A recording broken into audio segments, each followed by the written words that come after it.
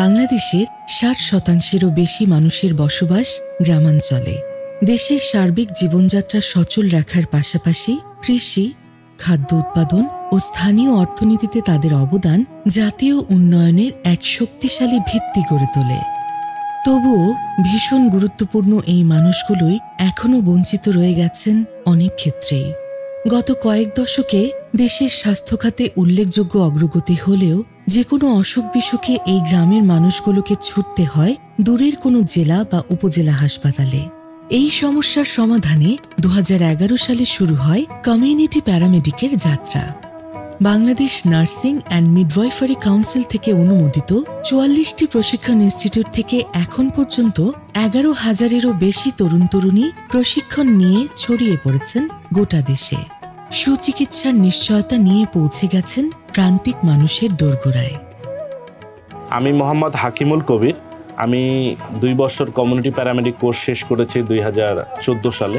এরপর থেকে ১১ বছর ধরে প্র্যাকটিস করছি এখানে। কমিউনিটি প্যারামেডিকরা এলাকা ভিত্তিক বেশ কয়েক ধরনের স্বাস্থ্যসেবা দিয়ে থাকেন।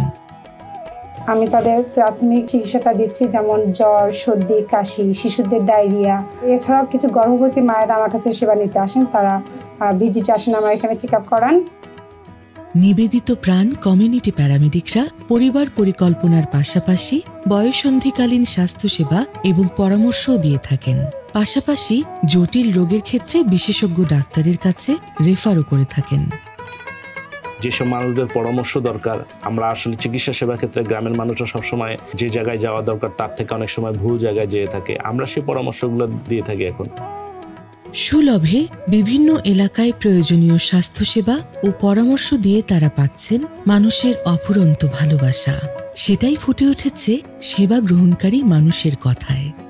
ওইখানে আমরা গর্ভবতী মায়েরা যাই, পরামর্শ নেই, চিকিৎসার দরকার হলে চিকিৎসা নেই। এই আমার বাচ্চার জ্বর, কাশ এটাই দেখলো, আগের বার নিয়ে গেছি তখন ভালো হয়েছিল, এবার আবার আসছি।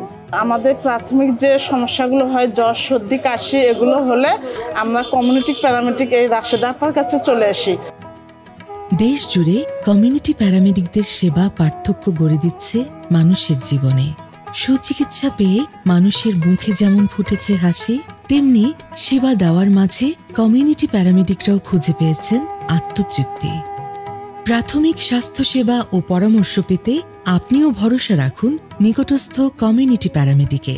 আর যে কোনো তথ্য জানতে ফলো করুন আমাদের Facebook page Bangladesh community paramedic network.